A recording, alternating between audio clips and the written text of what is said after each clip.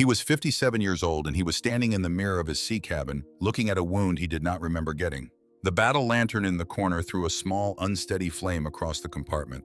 Most of the room was in shadow, but the light caught the strip of white gauze above his right eyebrow, and it caught the smear of iodine that had already gone brown around the edges, and it caught the deep hollow gray under his eyes that comes from a man who has not slept a full night in 9 months. Beyond the steel bulkhead behind him, 36,000 tons of American aircraft carrier drifted silent in a hot, calm sea. Her engines were dead. Her electric drive was gone. A Japanese submarine was still somewhere out there in the dark. Frank Jack Fletcher had won 3 aircraft carrier battles in a row. No other American admiral in history has ever done that. Not before him, not after him, not ever. He had put 6 Japanese aircraft carriers on the bottom of the Pacific Ocean in less than 4 months. And when the war was finally over, the United States Navy would make sure his name would not be the one your history books remembered. He was a quiet, balding man from a farm in Iowa. He was the nephew of an admiral. He had a wife named Martha waiting for him back in the States, and a son, Frank Jack Fletcher Jr., who was serving in the same Navy that was about to bury his father alive. And on that last night of August in the year 1942, standing in front of a small steel mirror, looking at his own tired face in the guttering lantern light, he did not know that his war was already over. He would find out slowly. That was the cruelest part. He would find out the way any man of his generation would find out he was finished. Not with a firing, not with a court-martial, just with a silence where the next assignment used to be. Just with the slow dawning knowledge that the phone in the office he had once expected to occupy was ringing for somebody else now. Every man watching this who has ever come home from a job he gave his life to, only to find out he was no longer needed, already knows how Frank Jack Fletcher was about to feel. So this is the story of how it happened. And this is the story of why. The carrier came home bleeding. She trailed a long slick of black oil across the green waters of Pearl Harbor. Her flight deck scorched her hull, punched through by a single bomb that had killed 66 men in the compartments below. The yard workers were already swarming the docks before her mooring lines were fast. They had been told there were 90 days of repair work waiting in her steel. They were given 3. And the admiral who had brought that wounded ship home walked down her gangway with salt still on his uniform and the burn of exhaustion in his eyes. He had not been ashore in weeks. He had just come from the first carrier battle in human history. He had come home with one of his 2 flat tops missing and the other half killed beneath his feet. His name was Frank Jack Fletcher, and he was walking straight into the office of the most powerful naval officer in the Pacific, Admiral Chester William Nimitz, Commander-in-Chief of the Pacific Fleet, also 57 years old, born the same year on a Texas Hill country ranch 1,000 miles from any ocean. The 2 men sat down together in the wood-paneled quiet of the CINCPAC headquarters, and Fletcher answered for what he had done. He answered well. Because 2 days later, Nimitz sat down at his desk and picked up a pen, and he wrote a private letter to the one man in the United States Navy who could end any career with a single signature. Admiral Ernest J. King, 63 years old, Commander-in-Chief of the entire United States Fleet, a man so feared by his subordinates that they joked he shaved every morning with a blowtorch. In that letter, Nimitz wrote 7 words that should have settled the question forever. Fletcher did a fine job. He exercised superior judgment. He is an excellent seagoing fighting naval officer. Nimitz recommended him for promotion to Vice Admiral. He recommended him for the Distinguished Service Medal. He defended him point by point, decision by decision, against the criticism that had already begun to drift down from Washington like a slow, cold rain. 4 months later, that same fighting naval officer was finished. Not dead, not court-martialed, not disgraced in any public recordable way. He was just gone, sent north into the fog and the freezing willow-wall winds of the Aleutian Islands to command a frozen backwater where no Japanese carrier would ever come and no decisive battle would ever be fought. He would never command an aircraft carrier task force again. Not for the rest of the war, not ever. The one American admiral who had won 3 carrier battles in a row spent the rest of the Pacific War guarding Alaska. So here is the question this story was built to ask. The man Nimitz called excellent. The man Nimitz personally tried to promote and decorate. The man who more than almost any other single human being had helped turn the tide of the war in the Pacific in the spring and summer of 1942, was quietly removed from the very war he had won. Why? Who decided that Frank Jack Fletcher was no longer worth keeping? And what does the real answer tell us about how America treats the men who win her wars and then become inconvenient? Most of you already know the easy version of this story. The Navy got rid of Fletcher because he was timid, because he was always worrying about his fuel, because he lost 2 carriers, because in the cruel one-word verdict of one of his fellow admirals, he ran. I have spent a long time inside the records on this one, and I am going to tell you straight out that the easy version is not just incomplete. In several important places, it is simply false. But it is not entirely false either, and that is what makes this story so hard. Because the truth is that Frank Jack Fletcher really did have one habit that would come back to haunt him again and again. And it started before Pearl Harbor was even cold. Let me begin with the single biggest thing that the popular story gets wrong, because it changes everything else that follows. Nimitz did not replace Fletcher after Midway. He did not replace him in June of 1942. He did not replace him in July. He did not replace him in August. Here is the actual sequence, and I want you to hold on to it because the timeline is the whole argument. Fletcher commanded at the Battle of the Coral Sea in early May. He was the senior tactical commander at the Battle of Midway in early June. And then he stayed in command. He sailed south with 3 aircraft carriers under his flag, and he covered the Marine landings on Guadalcanal in August. He fought and won a 3rd carrier battle, the Battle of the Eastern Solomons, on the 24th of August. And 1 week after that, on the last day of August, a Japanese submarine put a torpedo into his flagship and blew him bodily across the bridge and opened that gash across his forehead you saw in the mirror. He rode that crippled carrier back to Pearl Harbor. He arrived on the 21st of September. He went on his first leave since before the attack on Pearl Harbor. And only then, sometime in the autumn, did the orders quietly come. He was not relieved on a flag bridge in the smoke of battle. He was eased out on dry land while he was recovering from a head wound, almost without anyone ever saying the words out loud. That distinction matters more than it might sound, because a man who is relieved for cause gets a reason on paper. A man who is simply not brought back gets nothing. No charge, no hearing, no chance to defend himself. And that, as you will see, is exactly what happened to Frank Jack Fletcher. There is one more thing you need to know about the man before we put him on trial. Because there is a piece of his family history so strange and so painful that when you hear it, you will understand why the injustice done to him was not just personal. It was inherited. In April of 1914, the United States intervened in the Mexican port city of Veracruz. American sailors and Marines fought their way ashore under hostile fire. And when the fighting was done, the country awarded 56 medals of honor for that single operation.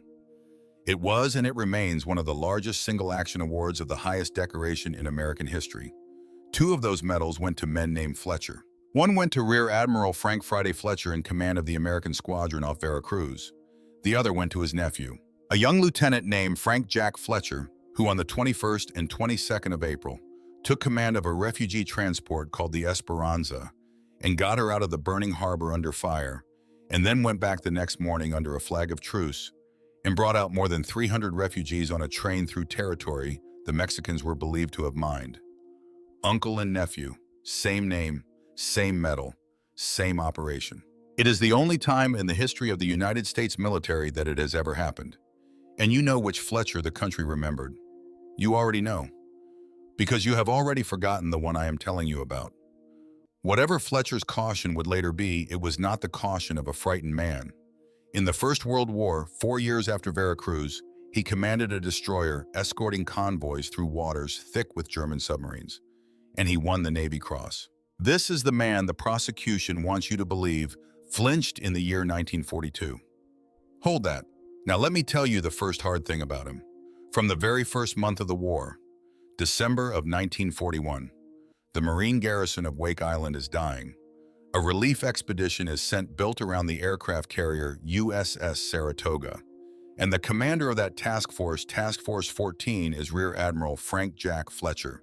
He is steaming hard toward Wake. And here is the part the friendly version of this story leaves out. The seas were rough, Force 5, Force 6, green water washing over the destroyers, and Fletcher, who was worried about his small ships running dry before they got anywhere near the enemy, gave the order to top them off from the oiler USS Netches on the 21st of December. Refueling in that kind of weather is slow. It is dangerous. It is the kind of thing a cautious commander does when he cannot bring himself to close the distance without a full tank, and it cost the relief force most of a day. By the time the destroyers were back on station and the task force was moving hard again, Wake Island had been fighting alone for 2 weeks. The Japanese were pouring men and ships onto the atoll faster than anyone in Pearl Harbor had believed possible. That is when the order came. Turn around. The order was not Fletcher's. The order was sent by the acting commander of the Pacific Fleet, a man named Vice Admiral William Pye, who had the job for only a few days in the gap between the man who lost Pearl Harbor and the man who would inherit it. Pye looked at the intelligence. He looked at the risk to his last aircraft carrier, and he called Fletcher home. Wake fell. The historian Samuel Eliot Morison, who would later become the harshest of all Fletcher's critics, admitted in print that this call was Pye's call, not Fletcher's. Pye gave the order. Pye signed the message. But Fletcher was the man on the bridge. Fletcher was the admiral who turned the ships around. And Fletcher was the admiral who had spent a whole precious day refueling destroyers instead of racing to save 400 Marines who were about to be taken prisoner. That day mattered. Every man watching this who has ever taken the blame for a decision he did not make already knows how that felt. But this time, the blame was not entirely misplaced. It stuck to Fletcher because part of it was already earned. That is the pattern that will run through the rest of this story. He was not a coward. He was not a villain. But the fuel gauge and the safety of his own ships would come first in his mind at moments when other men would have been thinking about closing with the enemy. And when the moment turned bad, the record would remember him for it. The Marines who held Wake to the last, the ones who were captured, and the ones who never came home from the prison camps never forgot that the Navy had come within 425 miles of them and then sailed away. The stink of that decision settled onto Frank Jack Fletcher. It never settled onto William Pye. That is the first piece of injustice in this story. But it is not entirely injustice. And you have already heard why. So let me show you the case against him. The whole case. Because it built up slowly over the longest 9 months of his life. To understand what happened to Fletcher, you have to understand 4 separate accusations. They started small. They came from different people from different parts of the Navy for different reasons. But by the autumn of 1942, they had braided themselves together into a single rope. And that rope was long enough to hang him with. Charge 1. He was by temperament too cautious, a careful man in a job that demanded a gambler. Charge 2. He lost the USS Lexington at the Coral Sea. An Ernest king who never forgave a sunken ship would never forgive him for it. Charge 3. He abandoned the United States Marines on the beach at Guadalcanal. And the worst surface defeat in American naval history happened the very next night. Charge 4. The quietest charge. The one that hurt him most. He was the wrong kind of officer. Now, if you are not Old Navy, that last sentence sounds like nothing. So let me tell you what it meant. Black shoes were the surface officers. The men who commanded battleships and cruisers and destroyers, the men who had come up gunnery, the men who wore black leather shoes with their dress uniforms. Brown shoes were the aviators, the men who wore brown flight boots on the pitching decks of aircraft carriers, the men who had learned to land a machine going 90 miles an hour onto a moving deck in the dark. And in the year 1942, a civil war was being fought inside the United States Navy between those two tribes. A war over who would own the future, a war over who would command the fleet. Frank Jack Fletcher was a black shoe, and every single one of the aircraft carriers he was commanding was a brown shoe weapon. He was standing in the wrong tribe's territory, and the brown shoes had noticed. Behind all 4 of those charges, patient as winter, sat Ernest King. And there is one more figure you need to know about, because she is the silent third character in this story. She is the cruiser Fletcher would step onto when his own flagship was burning beneath him at Midway. A heavy cruiser, hull number C-34, the USS Astoria. Remember that name? Because 66 days after she carried Frank Jack Fletcher away from his greatest victory, the USS Astoria will be at the bottom of the sea. And the loss of her and 3 of her sisters on a black tropical night off a small island called Savo will become the single most damning piece of evidence the prosecution will ever have against the man whose flag once flew from her mast. That is where this story is going. But the verdict when we get there is going to be yours. So let us call the court to order. The prosecution will present 4 charges. They were not delivered in a single moment. They accumulated like silt on a wound. Over the 289 days between the attack on Pearl Harbor and the autumn of 1942. And in those days, Frank Jack Fletcher spent 238 of them at sea. By one careful count, more than any other American admiral in the Pacific, while the case against him was being quietly built ashore. It starts in January. The United States had been at war for 6 weeks. The Pacific Fleet was by any honest accounting broken. Half the battleships lay in the mud of Pearl Harbor. And someone in Washington had decided that the carriers, the few precious carriers that the bombs had missed, needed to go out and hit something. Anything.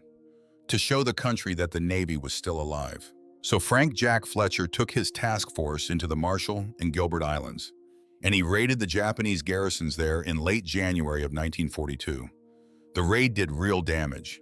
It cost the Japanese real ships, real aircraft, real men. And one thing about it, just one thing drove Ernest King to a cold and lasting fury. Fletcher had refueled his destroyers, again and again and again. The carriers of 1942 could steam for weeks without seeing a tanker. The destroyers could not. They burned oil at a frantic rate, and they were forever drinking from the larger ships. And Fletcher seemed almost incapable of going into a fight without topping his small boys off one more time. Even the records suggest on days when the fuel logs said they had plenty. King saw this in the dispatches from his office in Washington. And King in his desk chair 3,000 miles from the smell of the salt and the diesel remembered Wake Island. He remembered the day Fletcher had spent refueling while Marines were dying, and now he was watching the same admiral do the same thing again. He fired off a message so sharp that one of Fletcher's own cruiser commanders, a man named William Ward Smith, read it and looked across the bridge at Fletcher and said something that survives in the records. "That is the stinkingest message I have ever read." Fletcher took the paper. He read it.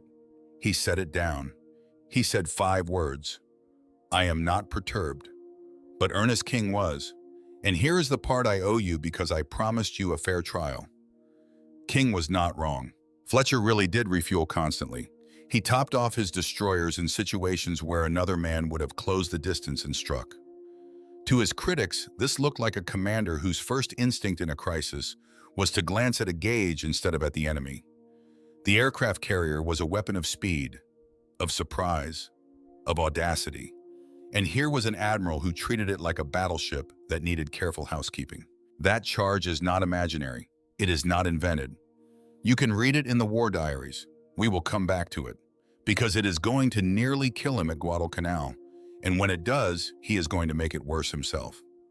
But first, something else was happening in those early months of 1942 that no one in Washington could see, because it was happening inside one man's head. Nimitz would later write in a private letter that Frank Jack Fletcher was averaging about 4 hours of sleep a night. For 9 months. 4 hours a night. 9 months.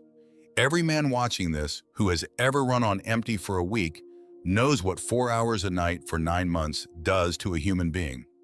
It ages you 10 years. It slows your judgment. It makes you check the fuel gauge one more time before you commit. That is not cowardice. That is exhaustion. And still, before we sail down into the Coral Sea, you have to see one moment. Because this one moment, more than anything else, tells you who Fletcher actually was on the inside. The Battle of the Coral Sea was about to begin. It was going to be the first battle in human history fought entirely by aircraft launched from ships that never saw each other. 2 American carriers against 2 Japanese fleet carriers and a light carrier. And the man in command of those 2 American flat tops was a surface officer who had never earned a pilot's wings. He knew it. So when Rear Admiral Aubrey Fitch arrived in the task force, Fletcher's Annapolis classmate from the year 1906, 58 years old, a genuine aviator, a man who had spent his whole career flying off pitching decks, Fletcher made a decision that would have killed the ego of most flag officers. He gave Fitch tactical control of the air battle. He kept overall command. The strategic decisions stayed with him. But the actual moving of the squadrons, the timing of the launches, the recovery of the strikes, the close work of carrier aviation, he handed it to the man who understood it best. That is not the act of a coward. That is not the act of a small man. That is the act of a professional who knew his weapon was a team, and not a sword in his own hand. Remember that. The aviators the brown shoe community would later call Fletcher an interloper, a black shoe holding their job. This is the interloper who, at the first carrier battle ever fought, gave a brown shoe the controls. The battle itself was a confused, groping two-day affair. Neither side could find the other cleanly. Scout reports were garbled. Both fleets launched full strikes against the wrong ships. The Japanese sank an American oiler called the Neosho and a destroyer called the Sims, while the real American carriers sailed on untouched hundreds of miles away. The American strike that should have gone after the big Japanese carriers went instead against a light covering force. Both admirals were firing blind across an empty ocean, trying to guess where the other man's flight decks were before the other man guessed first. That is what Fletcher was actually doing out there. Not consulting a fuel gauge, solving a lethal puzzle in real time with half the pieces missing. And on the strategic scoreboard, he won. His aircraft sank the Japanese light carrier Shoho in 11 minutes. The radio call from the lead pilot, Lieutenant Commander Robert Dixon, has gone down in American naval history. Scratch one flat top. His bombs put the big carrier Shikaku out of the war for 2 months. His fighters and his bombers tore so badly into the air group of the carrier Zuikaku that she could not fight either. And because of those two ships, the Japanese had to cancel their invasion of Port Moresby. And because those two carriers were missing from the Japanese order of battle, 4 weeks later, the Battle of Midway became a battle the United States could actually win. That is the strategic ledger. But the men in Washington did not see ledgers. They saw a number. 216 American sailors dead. The Lexington took 2 torpedoes and 2 bombs, and the damage was survivable. What was not survivable was what happened next. Aviation gasoline vapor pooled below decks, touched off a chain of internal explosions, tore the great ship apart from the inside. Slowly, hour by hour, until almost nothing was left but a burning hulk drifting in the Coral Sea. Most of her crew was taken off. Almost 3,000 men were saved. But the ship was dying, and she could not be towed, and the United States Navy was not going to leave her floating for the Japanese to find. The destroyer USS Phelps, hull number D360, fired the torpedoes that put her under. She rolled over, and she went. And in the mind of Ernest King, 3,000 miles away in Washington, a calculation crystallized that would never thaw. King would never forgive Fletcher for the loss of the Lexington. Not after Midway. Not after the Eastern Solomons. Never. That is the second charge. And it was filed by the most powerful enemy a wartime admiral can have. But the trial is not over. The biggest battle of the man's life is still in front of him, and so is the moment that should have settled the question of his nerve for all time. The Battle of Midway opens on the 4th of June, 1942. Fletcher is the senior officer present at the carrier engagement, the overall tactical commander. His flag flies in the Yorktown, the same ship the yard had patched together in 3 days. She is steaming into the most important naval battle of the 20th century with her boilers damaged. Her power plant patched together by exhausted men working around the clock. She cannot do better than 27 knots. Under him, in command of the other American task force, the Enterprise and the Hornet, is a man almost no one in the fleet knew well. Rear Admiral Raymond Ames Spruance, 55 years old, a cruiser officer with about 1 week of carrier experience to his name. The man who should have been there, the famous brown shoe carrier Admiral William Halsey, 59 years old, is at that moment lying in a hospital bed in Hawaii. He has a body covered in dermatitis so severe that he cannot sleep. He has lost 20 pounds. He has begged Nimitz to give the job to Spruance. So Spruance has the job. At 10:25 on the morning of the 4th of June, dive bombers from both American task forces arrive over the Japanese carriers at the same instant.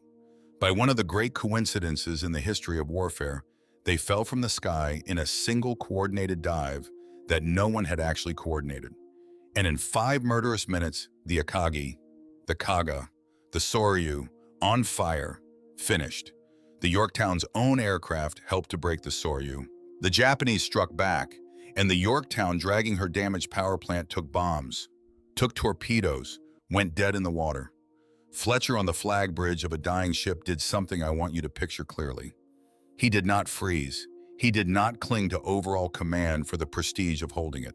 With his flagship unable to launch or recover aircraft, with no way to coordinate the rest of the battle from where he stood at 11 minutes past 6 on the evening of the 4th of June, he transferred his flag to a heavy cruiser steaming nearby, the USS Astoria, CA-34, and he signaled Raymond Spruance, the man who held the Enterprise and the Hornet and the air strength that would decide the rest of this battle, 4 words.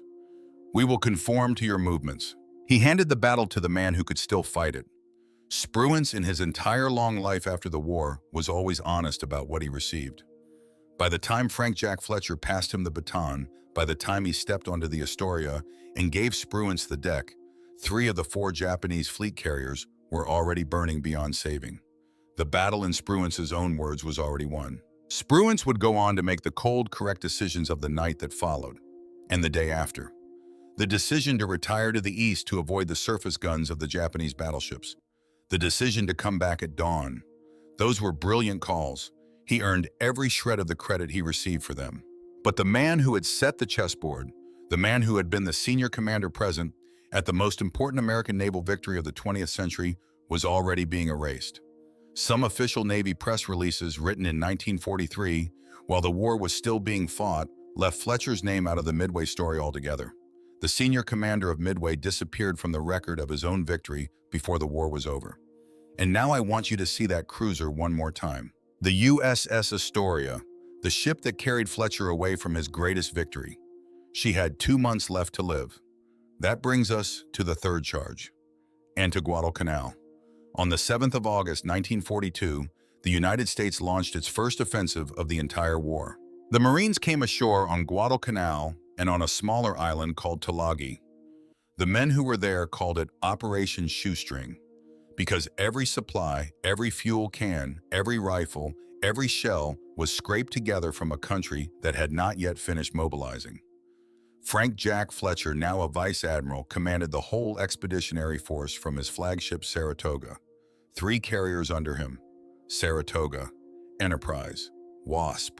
The amphibious force that transports with the Marines was run by Rear Admiral Richmond Kelly Turner, 57 years old. The Marines on the beach were led by Major General Alexander Vandegrift, 55 years old, United States Marine Corps.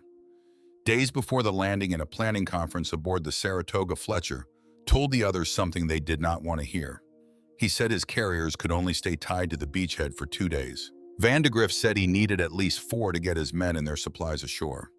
Turner backed the Marines. Fletcher grudgingly stretched to 3. Then the landings happened, and the unloading fell behind schedule the way unloading always does in war. On the evening of the 8th of August, with the work only partly done, Fletcher sent the message that would define the rest of his life. He reported that his fighter strength had been cut from 99 aircraft down to 78 in 2 days of fighting. He noted that Japanese torpedo planes were operating in the area.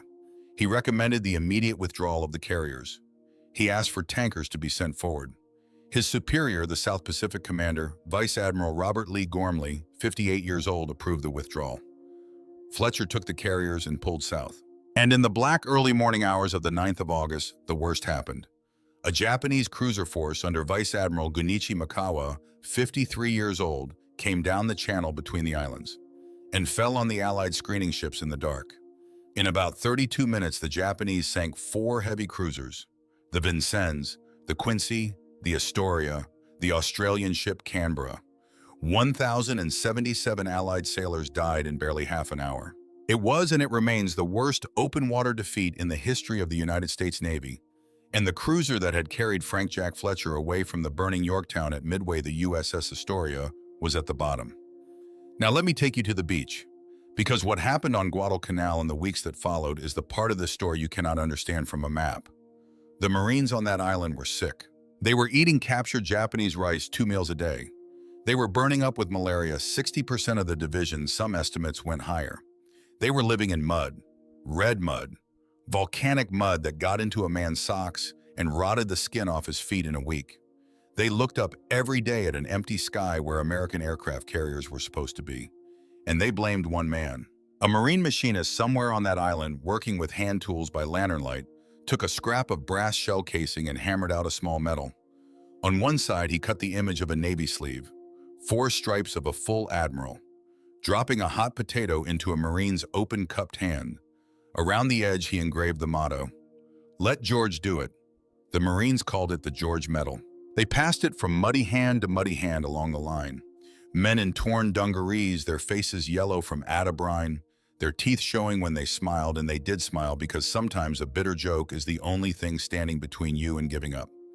That medal was the verdict of the United States Marine Corps on Frank Jack Fletcher, delivered from a foxhole, in brass, by men who had been left as they saw it to die on that island alone. 6,000 miles away in wood-paneled offices in Washington, admirals in clean khaki drank coffee from china cups and read reports about Marine morale.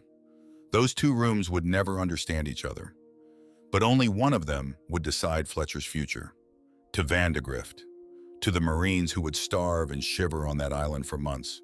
And above all to Kelly Turner, who in 1945 would actually use the word desertion Fletcher had run. He had taken his carriers and run, and good men had paid for it. That is the charge that did the real damage, because it gave Ernest King an ally he had never had before. It is one thing for the commander-in-chief of the fleet to dislike you. It is another thing for the United States Marine Corps to despise you at the same moment.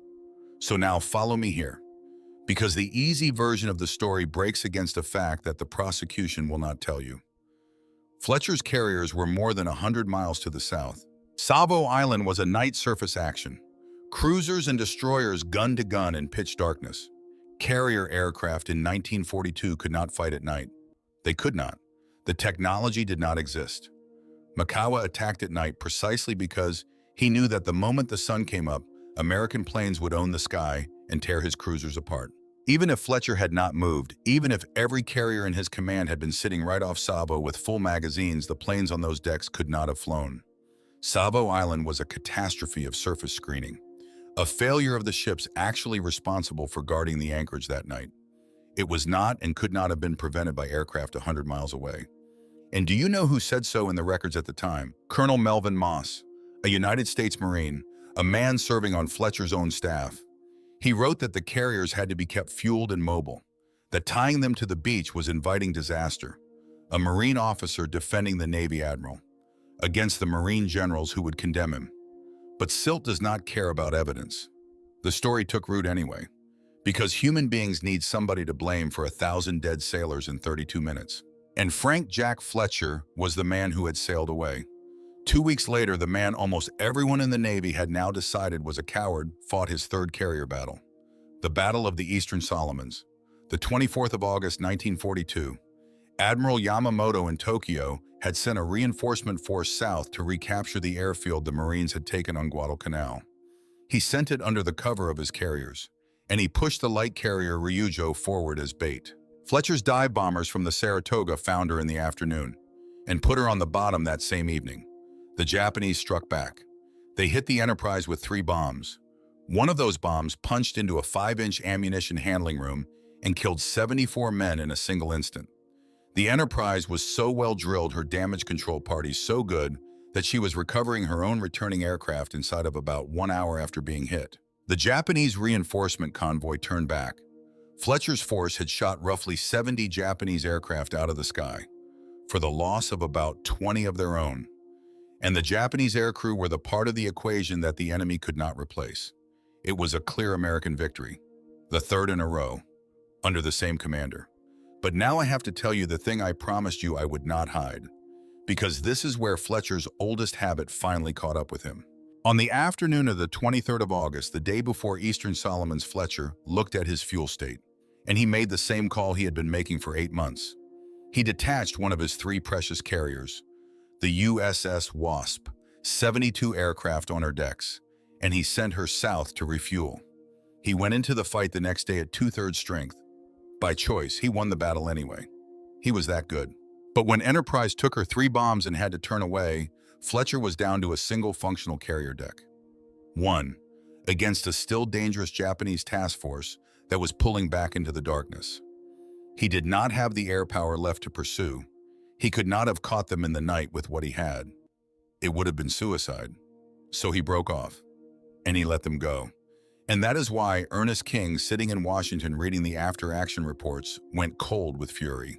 King criticized Fletcher for not chasing the retreating Japanese fleet, but King knew in the same breath that Fletcher could not have chased them. Not with what he had left. Not after Wasp had been sent away for a fuel top-off she did not urgently need. The whole reason Fletcher could not deliver the killing blow of the Pacific War in August of 1942 was that he had voluntarily fought the battle short-handed. To keep his tanks full. That is not the criticism of an enemy. That is the correct criticism of a friend. And no one, not even John Lundstrom, 60 years later, has ever fully been able to defend it. He won the battle, but he had left the sword he needed for the follow-through sitting 300 miles south, sucking on an oiler. The brown shoe community noticed, Ernest King noticed, and Nimitz for the first time wrote in his own hand that the Saratoga should have stood her ground. The shield was starting to lower. 1 week after the third victory, 1 week after the Ryujo went down. On the 31st of August, 1942, the Japanese submarine Y-26 was waiting under a hot, calm sea, about 240 nautical miles southeast of Guadalcanal. She put a single torpedo into the starboard side of the USS Saratoga. The torpedo flooded a fire room, knocked out the great carrier's electric drive. She went dead in the water. The heavy cruiser USS Minneapolis took her under tow. On the flag bridge, Fletcher was thrown against something hard. The blow opened a deep cut across his forehead. A pharmacist's mate came up with a roll of gauze and a bandage and patched the Admiral by lantern light. 12 men aboard the Saratoga were wounded by the explosion. Not one of them was killed, but Fletcher's flagship was crippled and bound for the repair yard. And Fletcher himself was a wounded man who had been at sea almost without a break for 9 of the cruelest months in the history of the United States Navy. The Saratoga limped home. Fletcher arrived at Pearl Harbor on the 21st of September. He went on his first leave since before the Japanese attack. And while he slept in a real bed for the first time in nearly a year 4,000 miles away in Washington, a quiet decision was already being made about him. It was not being made by the man whose name is in the title of this story. It was being made by every single one of his enemies. At once. So now we can ask the question the title of this story was built to ask. If Fletcher was as good as the record says, if he won every carrier battle he fought, if Nimitz himself had written in his own hand that the man was an excellent fighting officer, why did the Navy let him go? The honest answer is not a single villain. There is no signed order. There is no memo. The historian John Lundstrom spent decades inside the dispatch files and the personal papers of Admiral King looking for a single piece of paper on which someone in authority had written the words, "Relieve Fletcher." It is not there. It does not exist. What exists instead is something colder. 9 months of quiet corrosion, the staining of a name, a pattern of small caution that became a habit, and a habit that finally at Eastern Solomons cost the Navy the one big kill they might have had. None of it fatal on its own, all of it remembered. And there is one piece of this that I think you need to hear. Because of all the parts of this story, it is the saddest. The man whose name is in the title of this video, the man people remember as the one who let Fletcher go, was actually the last person inside the United States Navy who believed in him. You have to understand who Chester Nimitz was. In the summer of 1908, on the 7th of July, a young naval officer not yet 24 years old ran his ship aground, the destroyer USS Decatur. The bottom of Batangas Harbor in the Philippines reached up and grabbed her, and she sat there in the mud until tugs came to pull her off. The young officer was court-martialed. His career came within an inch of ending right there on a Philippine sandbar. His superiors gave him a letter of reprimand and a second chance. That young officer's name was Chester William Nimitz. He never forgot it. For the rest of his life, he carried a deep-lived conviction that a good officer who made an honest mistake deserved another opportunity, not a firing squad of paperwork. That conviction is exactly why he defended Fletcher to King after the Coral Sea, why he kept him in command at Midway over King's reservations, why he sent him south to Guadalcanal. Nimitz was the shield. For 9 months, Nimitz was the only reason Fletcher still had a job. But every shield has a breaking point. And after the Eastern Solomons, for the first time, Nimitz wrote that the Navy needed to use its surface ships more boldly, that the Saratoga should have stood her ground on the night of the 24th. Instead of pulling south, the shield did not shatter. It just slowly lowered. And while it was lowering in the quiet wood-paneled corridors of the headquarters at Pearl Harbor, something else had happened. Something that nobody outside the Navy would ever fully understand. Something that, in my view, decided this whole thing long before the torpedo from the I-26 ever hit the Saratoga. On the 18th of June, 1942, only 11 days after the Battle of Midway, while Frank Jack Fletcher was still at sea, still in command, still carrying the weight of 3/4 of America's surviving carrier force on his shoulders, Raymond Spruance became Nimitz's chief of staff. Day after day in the months that followed, Spruance sat at Nimitz's elbow. He helped plan the entire future of the Pacific War. He became the trusted hand, the known quantity, the man whose voice the boss was hearing first every single morning. And 6,000 miles away in the smoke and the diesel and the long swells of the South Pacific, the other man, the man who had won the battles, was simply not in the building. If you have ever in your working life watched the person who actually delivered the results out in the field be quietly passed over in favor of the person who stayed back at headquarters and managed the relationship, then you already understand something the official histories do not quite say out loud. The Navy of 1942 would feel right at home in any large organization in the United States today. The man who took the risks was wounded riding a broken ship home. The man who would inherit the war was in the office. But there is one more twist in this story, and it may be the cruelest of all. Because 15 months later, a Navy invasion force landed on a coral atoll called Tarawa, November of 1943, and the admiral commanding the carriers at Tarawa made the very same decision Fletcher had made at Guadalcanal. He refused to anchor his flat tops to the landing beaches. He kept them mobile. He kept them fueled. That admiral was Raymond Spruance. Spruance made Fletcher's call, for Fletcher's reasons, and Spruance was praised for his prudence, for his operational wisdom. The exact same judgment from two black shoe admirals 15 months apart. One was condemned as a coward, the other was canonized. And the most senior aviator in the Navy, the same Vice Admiral John Towers, who had written the words he ran away in his diary about Fletcher in Guadalcanal, by the time of Tarawa, Towers himself was arguing against tying the carriers down to the invasion beach. The doctrine had not changed, only the name of the man being judged. When Fletcher finally reached Pearl Harbor on the 21st of September, Nimitz gave him his first leave of the entire war. And there is real evidence hidden in the dispatches Lundstrom read 60 years later that Nimitz at first intended to bring him back, to give him the Saratoga task force again once the carrier was repaired. But by the 18th of October, William Halsey was healthy again. The dermatitis had cleared. He was rested. He was aggressive. He was an aviator. And the South Pacific was screaming for a fighter. Halsey took the whole command. And the plan to bring Fletcher back, if it had ever truly been firm, dissolved. Nobody had to relieve him. They only had to not call him. By November, Fletcher had orders to Seattle, then onward to the North Pacific. The Aleutians, the fog, the willy-wall winds that could roll a destroyer over in a heartbeat. For the rest of the war, the Navy that had produced him had not so much fired him as forgotten to keep him. And in some ways, that is worse. A relief leaves a record. A quiet sidelining leaves only silence. And silence is the easiest thing in the world to fill with a lie. I am not going to leave you with a man without flaws, because that would not be true either. His refueling habit really was excessive. It cost him operational tempo at Wake Island in the first month of the war, and it cost the Navy the follow-through at Eastern Solomons in the 9th month of the war.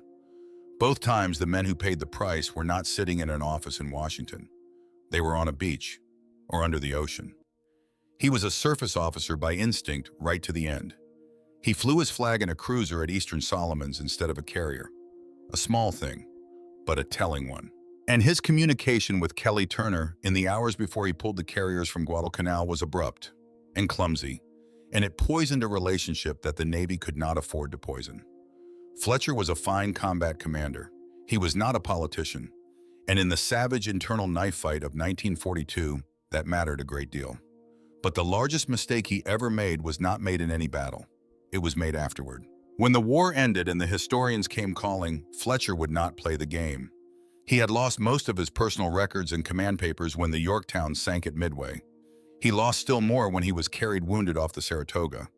Rather than reconstruct events from memory and risk getting a single fact wrong, he refused. He would not sit for Samuel Eliot Morrison's interviews. He would not write the articles. He would not give the speeches. He would not polish his own legend. He let his enemies tell his story, and his enemies told it for 50 years. There is a certain kind of American man who would rather be forgotten than lie about himself. Your father may have been that kind of man. Your grandfather almost certainly was. Frank Jack Fletcher was that kind of man. And then there is one more thing, the thing that lifts this above one man's bad luck and makes it the story of an institution. Because Fletcher was not just unlucky, he was an early casualty of a shift that was going to happen no matter what he did. The Brown Shoe faction was winning the long Civil War for the soul of the Navy. And they were winning it for a perfectly good reason. The aircraft carrier had become the decisive weapon of the 20th century at sea. The aviators understood it best. And in 1944, Ernest King made it official. He decreed that any non-aviator commanding a fleet or a task force had to have an aviator as his chief of staff. And he raised those chiefs of staff to flag rank to make the point stick. That single order ended the careers of the gun club admirals as carrier commanders. It settled the question forever, in the aviators' favor. Frank Jack Fletcher, the black shoe who had won 3 carrier battles, was simply the first prominent body the tide carried away. His removal in 1942 was not an accident inside the system. It was the system beginning to sort itself out, with Fletcher standing in the wrong place when it did. So let me put the numbers in front of you. One last time, because the numbers are the closing argument the man himself was too modest to make. 3 carrier battles fought, 3 carrier battles won, 6 Japanese aircraft carriers sent to the bottom on his watch. The Shoho at the Coral Sea, the Akagi, the Kaga, the Soryu, and the Hiryu at Midway, the Ryujo at the Eastern Solomons, against 2 American carriers lost, the Lexington and the Yorktown. In the first 289 days of the Pacific War, Fletcher spent 51 days ashore. Every other day he was at sea, in harm's way, carrying the entire ocean on the decks of 2 or 3 ships. No other American admiral in 1942 came anywhere close to that record. Nobody did. In 2006, after a lifetime of work in the dispatch files, John Lundstrom finally published the book that turned half a century of conventional wisdom on its head. Black Shoe Carrier Admiral. The author Evan Thomas summed it up in a single sentence. It is very difficult to turn around 50 years of conventional wisdom, but Lundstrom proved that Jack Fletcher deserves to be remembered as a hero and not a goat. Fletcher himself never lived to see it. He retired as a full admiral in 1947, 4 stars on his shoulder. In September of 1945, he was the senior American officer at the Japanese surrender ceremony at Ominato on the northern coast of Honshu. He went home to his wife Martha. He lived quietly. He did not write his memoirs. He did not go on the lecture circuit. He did not tell the country what had really happened to him. He died in April of 1973, 88 years old. He was buried at Arlington National Cemetery. His grandson said years later that Frank Jack Fletcher never once complained about how history had treated him. Not once. That was the kind of man he was. For most of those years after the war, the country he had served at sea for almost the entire opening year of its greatest war remembered him, when it remembered him at all, as the admiral who ran. Let me leave you with one image. When the USS Yorktown was struck by torpedoes from the Japanese submarine, I-168 on the 6th of June, 2 days after the Battle of Midway had already been decided, the destroyer that had been lashed alongside her trying to save her was hit by that same submarine. The USS Hammond, hull number DD-412. She broke in 2. She went under in less than 4 minutes. Roughly 80 of her men died with her, and many of them were killed not by the torpedo. They were killed by their own depth charges, which detonated as the ship sank around them in the water among the swimming survivors. That is the sea. It does not grant a clean death. It does not grant a second chance. Every decision Frank Jack Fletcher made on those flag bridges, every choice about when to launch and when to turn and when to pull away, was a decision measured not in tonnage, but in men in the water. He understood that better than the men in Washington who judged him, because he was the one who had to stand there and watch it happen. So that is the case. You have heard the charges, you have heard the defense, you have heard the names of the dead and the numbers of the living, and the small private decision a young ensign named Nimitz never forgot. This time, the verdict is yours.